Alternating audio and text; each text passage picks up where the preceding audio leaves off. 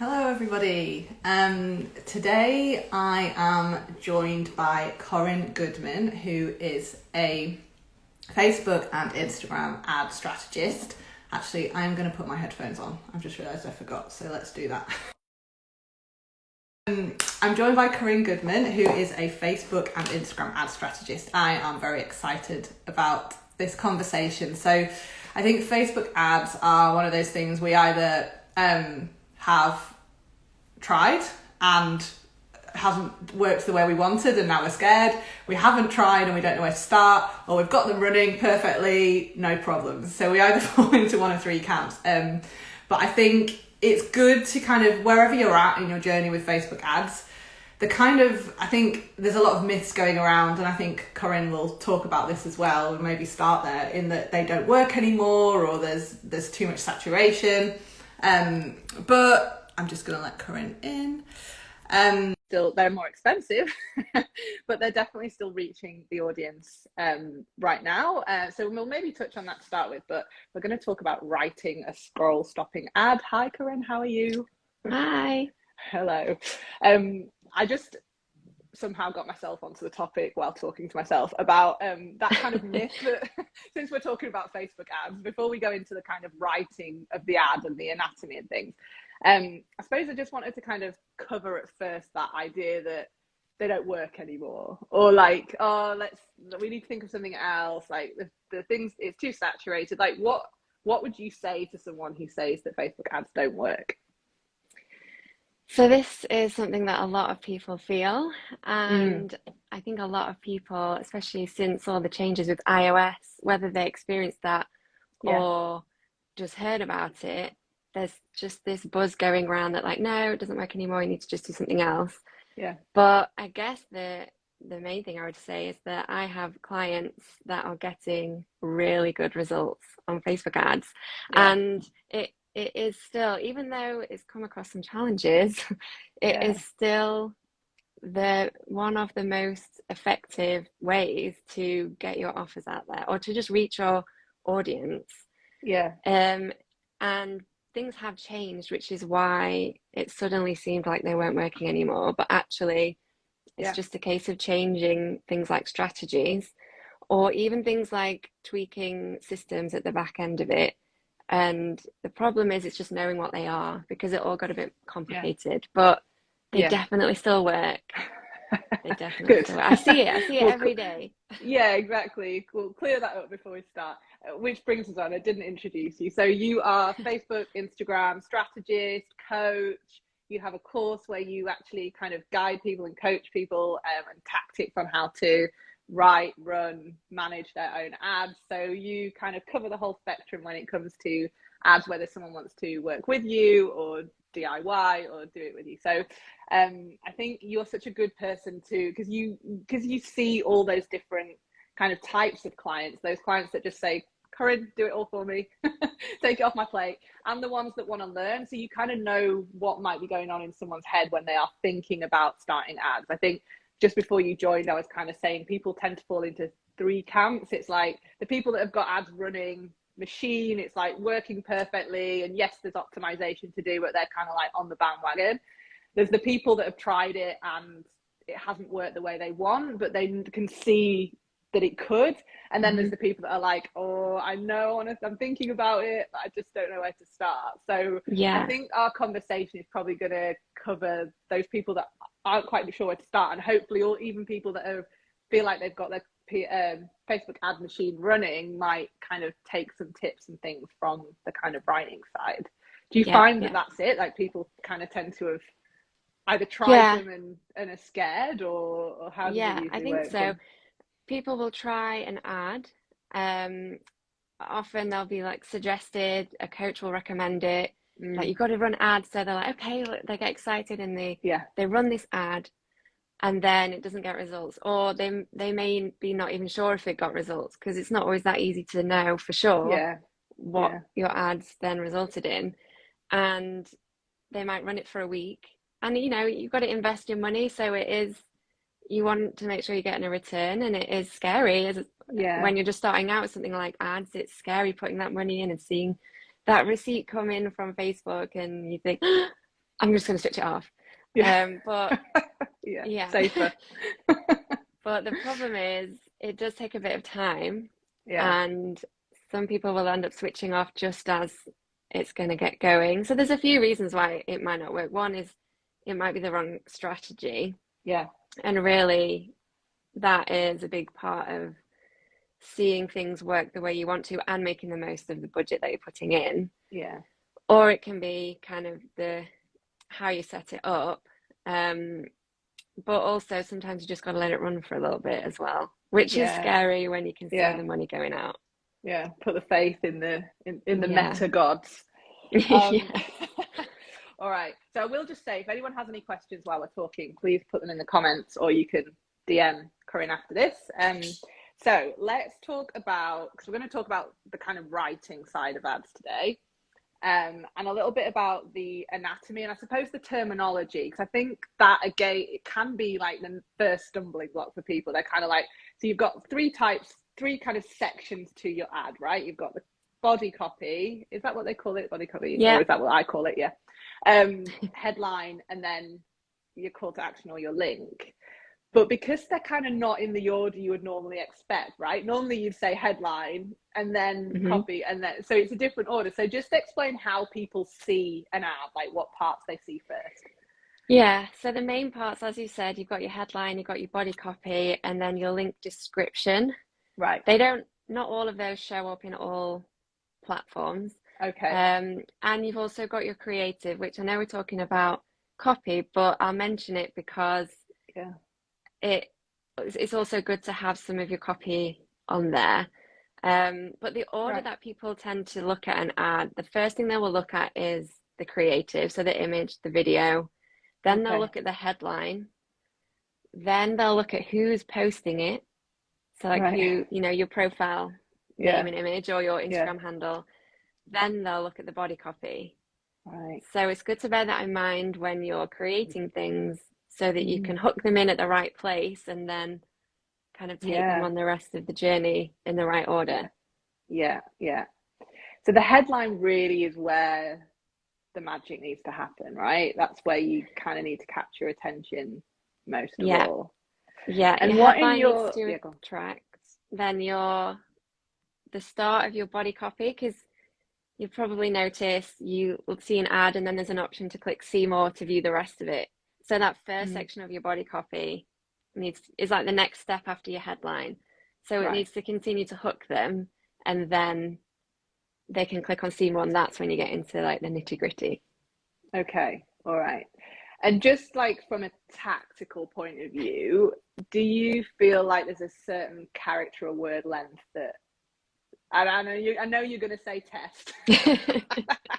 I know what you're going to say, but just for someone who's like, I'm just going to do one ad, I just want to get going, like in your experience at the moment, in the climate we're in the way Facebook's working right now, in the algorithm, do you feel like there's a sweet spot in terms of word count for the body copy? You were right. I'm going to say test. And even if you're just starting out and you think, I just want to run one ad, I'd really encourage you to try and split your budget and run two, so that you're always testing something. Because if you run one ad and that doesn't land, that's when you can be tempted to, like, it's not working, I'm just going to switch it off, it's not working, ads don't work for me. Whereas if you've got something else running at the same time, one might be working better than the other. And then you can think, okay, so let me do a bit more of what I've done there and kind of carry it on that way. Okay, all right.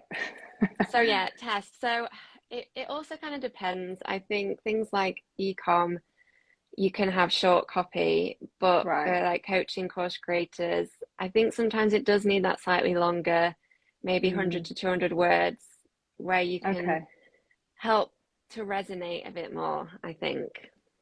Gives you more opportunity to have them kind of reading through it and nodding their heads. There's just a bit more scope to do that.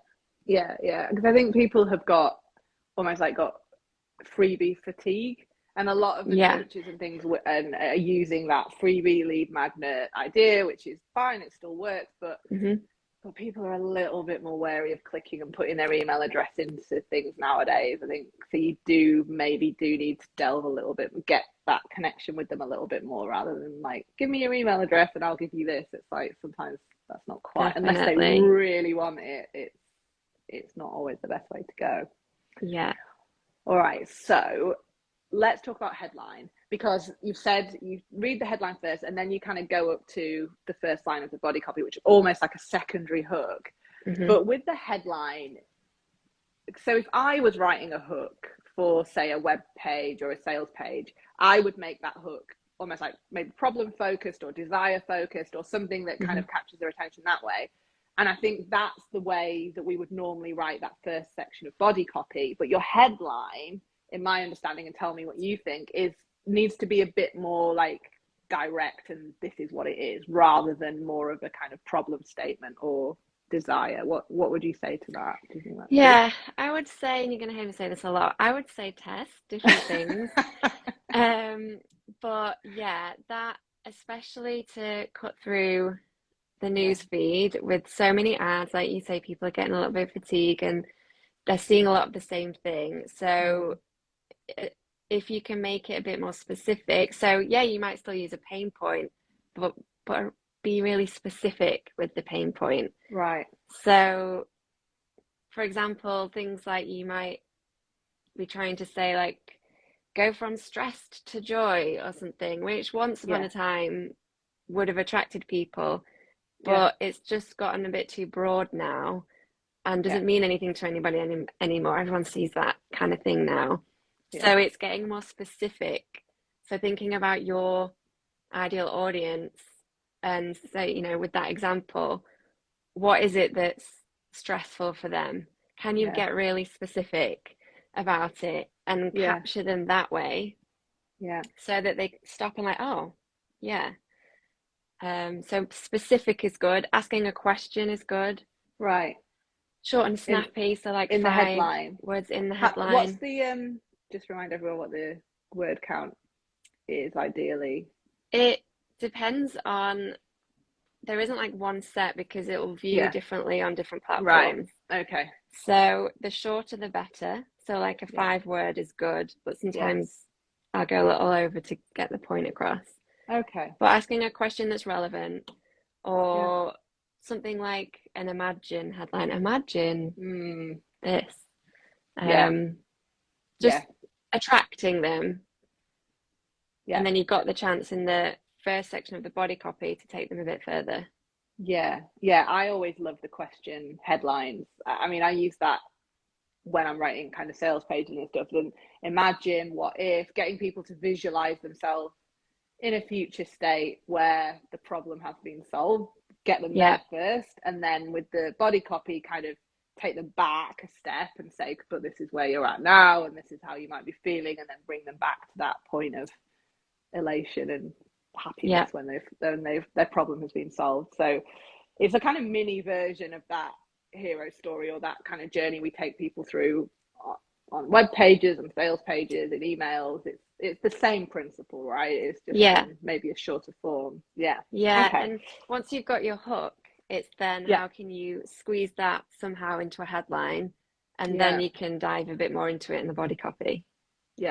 Okay. So what makes a good hook? We kind of talked about that, but what, like, if someone was like, oh, how am I going to find my hook? Like, what is it? How would I go about doing that? What would a tip be for unearthing a good hook? So kind of what I was saying before about getting really specific. So if you haven't already, dive really deep into your audience. And this is where using avatars can be good, because you can picture a specific person and get as specific as possible about what around their pain points is really, like, what are they feeling about that? What are they experiencing on daily life because of that pain point? What is it causing for them? What is it preventing them from having? And getting as specific as possible, because that kind of hook makes them think do you know me? Like, you want them to think, can you read my mind? So knowing them really well is really step one. If you don't know your audience really well, it can be difficult to get the right hook. So definitely start there, and then try some of those things around their pain points, but more specific. And the same with their wants and needs. Again, like, it's not just about transform your life or feel joy, or it's what does that mean for them, specific. What might they say to a friend? How might they describe what they want and need to their friend? That's a really good tip, I think. Try and use that language. It's a really good way of getting into the person's head. Like, two ways I try and get into my target audience's head is, one, I imagine the scenario they're in right now. So I imagine where they are, what they're doing, when this problem triggers them. And then the other way, like you said, is like they meet their friend for coffee. How do they say it to their friend? How do they explain this? It's such a kind of easy way to try and get into their head and into their language. And I think you're so right about that I can never say this word, and I always try. Specificity thing. Don't know why. Every time I start to say it, I'm like, why have I tried to say it? Specificity. For ages, someone somewhere realized that everything distills down to either saving time or saving money. And for like ages, that was what everyone said, because it was like, well, yeah, you're either saving time or you're saving money, and that's like great. And so it just completely lost its meaning, because like it's just so generic and got used all the time. And like you're saying, like, find your joy or overwhelm, like get rid of your overwhelm, like those are great, and those are feelings that people might have, but specifically, how is overwhelm manifesting for them in their day? How does it trigger for them? And being like that specific about it is so important. So I love that side of things. Okay, all right, so what about the call to action bit? So we've talked a little bit about hook, talked a little bit about the body copy, where you kind of delve in a little bit more. What about, because I know with ads you've just got this one, and you have to use Facebook's wording, right? For the actual buttons, you have to pick one of those. So you don't have a choice with the buttons, but you can with the like link description. So what would you recommend for a link description? So I'd actually recommend including the call to action in the body copy. The link description doesn't show on every platform. It's almost like an extra bit, and some people will even leave it out. So it's like you can almost have a second call to action in there. But the main call to action that you include in your body copy, you kind of taking them on this journey, and then you say, right, this is what to do now. Is, I would say, make sure it's clear exactly what is the action that you want them to take. And make it strong. So you don't want to be like, oh, I've got this great freebie, I think you're gonna love it. It needs to be like, this will transform this part of your life, download it here. And I think people cannot sometimes feel like, oh, I don't want to be too pushy, I don't want to be too salesy, but you've just taken them through this journey, and if you've done, you've got to know them and you've talking about their pain points, they'll resonate with it. They want to know, they want to find out more and learn more. So make it really clear for them to know how to do that. And also it's good to include a little reminder in the actual call to action sentence of why. So for example, it might be like, to start transforming your sleep, get the free guide. So like just a final reminder of why to click. Definitely. You actually reminded me of something I was going to say before about when you were talking about messaging, and that idea of like what is specifically their kind of pain point or struggle or whatever that we're going to talk about, but being like picking one.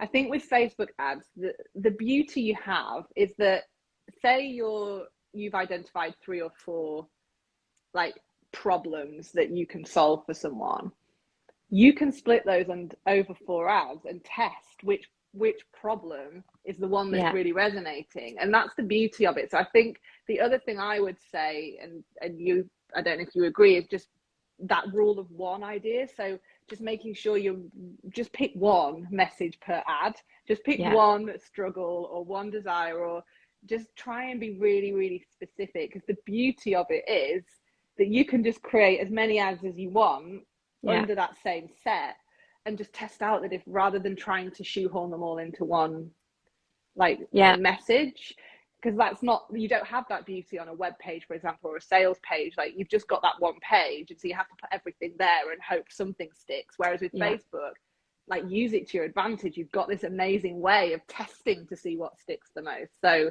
I think that rule of one thing is something that can really help guide people to make sure they're not getting really overwhelmed with, like, what should I put in? Definitely. And it keeps them focused on exactly what you're trying to say to them, rather than like what, and not resonating with all of it. Well, actually, maybe this isn't for me. Whereas at the beginning they thought it was, but then you've switched on to something else. So they're like, oh, I don't know anymore. You don't want to confuse people, because then they'll back off. Confused people don't click, or whatever the so I don't know if that's the exact saying, but it works. Something like that. All right, so we kind of touched on this as well. What doesn't work? What have you seen? What do you see kind of a lot of, which you're kind of like, oh, that doesn't really work? I think not focusing enough on the reader, and just talking about your offer or your product, or just saying about how it can transform people's lives, or how it can solve this problem, which does need to be in there. But if that's all it is, then it's not going to resonate. So it always needs to be about them. And even if you're including a bit about you in the ad copy, it should still be about them, if that makes sense. So that they can still see their own situation in the story that you're saying. So always focus on them. Humans are selfish, so like, we always either want to solve a problem or get something we want. So speak about them would be something that I think is a stumbling block in the ads. Another one is talking straight away about your like a paid offer to a cold audience. So with ads, you can target cold audience, or you can target a warm audience. So you can target people who have never come across you before, or people who are following you already, they know you. So if you're going out to that cold audience, they don't know you yet, you're a brand new person. So if you straight away start promoting paid products and offers, people, you need to build up that trust first. So that's another thing that I think is something I see, that actually do some nurturing first, or offer a free guide. That's why it's so popular. Or even just use some content and put it out there and have people get to know you a little bit. And then once you've built up a bit of trust, then you can start promoting paid offers.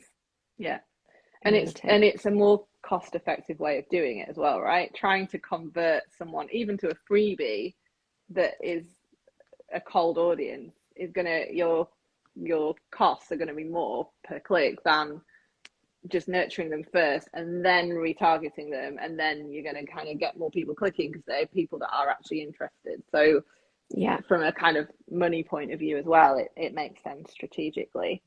All right, what about frameworks? Before, we're going to go into some tips at the end, but I did want to cover frameworks because I love frameworks. And one you suggested, which you use a lot, is POS or POS, right? The pay activate solution. Do you find that works best for ads? Do you think that that's the kind of... I think it can. It's something to test. But it's one that I just naturally find myself using. Kind of speak about what the problem is, talk a little bit more about it, and that, I find that bit is where you get people nodding their head and thinking, how do you know me? Can you read my mind? When you're going more into, and that's where you're getting really specific and talking about what they might be experiencing in their daily life, the words that they might be using around it, all of that agitation, and then offering the solution, which is you. So yeah, pain, agitation, solution is a good one. Another one is that I do also find using, which is similar, is BAB, before after bridge. Right. So like how you feel before, and then how you could feel after. And then the bridge is, you know, how can you get from the before to the after? Well, I can help you with that. So that's a good one. I know another one that I'll throw in there. DOS. You heard of DOS? All right. No, I don't know this one. That stands for desire, objection, solution. Okay. So instead of starting with the problem, obviously you start with the desire. So what do they want at the end? And then you say, but this is what's getting in the way, or this is how you feel right now. And then you cover like what kind of obstacles or objections they might have. And then you do your solution as well. So it's similar to POS. But sometimes I find it's probably different for ads because they're kind of short form. But quite often when I'm talking to my clients about website copy, they're kind of like, oh, I don't want to be all doom and gloom, and I don't want to be all scaremongery and starting with the problem and aggravating the problem. I feel like, and I'm always, I'm on board with that. And especially in the world we're living in where it feels like it's doom and gloom all over the news, like sometimes starting with the problem and aggravating the problem isn't quite right. It's good because it hooks people in. We know that we're more motivated to avoid pain than gain a benefits. We know problems do hook people in, and that's why it's so powerful. But if you are kind of feeling like, oh man, I don't want to start with the problem, like I think DOS is a good one because you're starting with the desire, you're starting nice and happy, and then you kind of talk, okay, but this is why you haven't got there yet. So it can be just a different way of framing it, I think, which can kind of help if you don't want to be like kind of I agree, definitely. All right, so let's leave with some tips. You've already talked about one of them anyway. I'm going to try and say it again. Specific. Being specific. Being specific. Okay, so 3 tips you would leave someone with if they were going to try and write ads. Tip 1, be specific. Yes. Really get to know your audience. What's their language? How are they speaking about it? And speak in the same way. Yeah. That'd be tip 1. Tip 2 would be to be really clear about what you're offering. Yeah. Don't be too vague. Once you get to that part of the copy, be really clear about what that is and how it helps. Yeah. And I think, like you said earlier as well, what you want someone to do.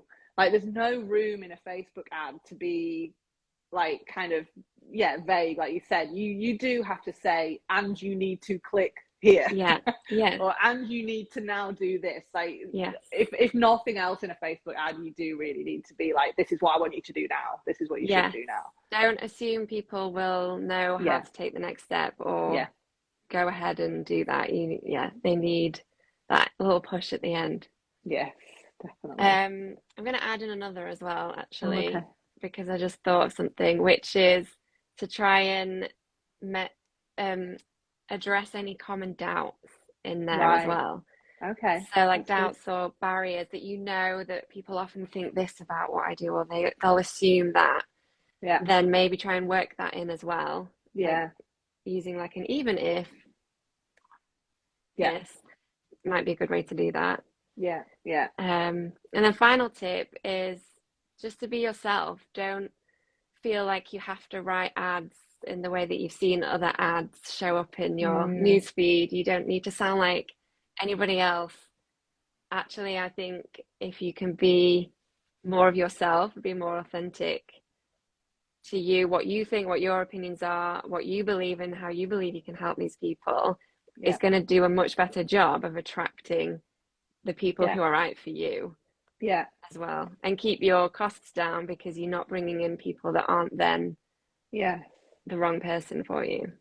Yeah, and I think that point goes back to that conversation thing we were talking about earlier. So if you want to try and get into your client or customer's heads, like try and imagine how they would describe it. What would they say if they were telling a friend? But maybe take that a step further. What if you were the friend that you would have sat with them talking to them in the coffee shop? Like, what would they say to you, and what would you say back? Because I find, and you're probably the same, loads of my clients are like, oh, when I'm talking to my clients, I can explain myself so well, like I know I come across warm and I know exactly what I'm saying, and but as soon as I start to write, I just freeze up and I can't write the way I want to come across. I think that's a huge kind of struggle for a lot of business owners. So that idea of imagining the conversation between yourself and the person reading the ad as a real person in a coffee shop, over Zoom, however you would normally have a nice casual conversation, just imagine how the wording of that might go, and then just put it in an ad. Makes it sound so simple. I really like that though. That is a really good point. Like you being the person at the other side of that conversation, and write that ad as though you're writing that to a friend or to a client. Yeah. And how does it come out then? Because it's probably going to be a bit more of you then coming out and what you really think. It can be scary to say what you really think and not be too vague and broad. Yeah. But vague and broad just doesn't work anymore. If it ever did. But there's no room for vague. Cool. All right. Well, that's so helpful. I hope everybody found it useful. Like we said, if you have any questions, like you're available on DM. And where's the best place for people to find you and ask you questions? So I'm always on Instagram at Corinne Goodman, so you'll always find me there. And also my website is corinnegoodman.com. Cool. Okay. And as I was saying, I think before you joined, but you've got a really cool, like, done with you kind of coaching Facebook ad course offer, which I believe is launching soon. So I think if anyone's thinking about doing Facebook ads, but really kind of wants to know how to do it, doesn't want to just like pass it over and be like, they understand that the skill is really useful to have, and it is. And you kind of, but you do want support from a coach or someone who's an expert. I think that's the way to go. So I would highly recommend that. And I think just getting on your Instagram or your however on your website and just keeping an eye out for that is would be good. I'm always sharing tips and ads related stuff. So come and join. Yeah, cool. All right. Well, thank you so much for your time and have a good day. It's been really fun. All right. Bye-bye. Bye. Bye.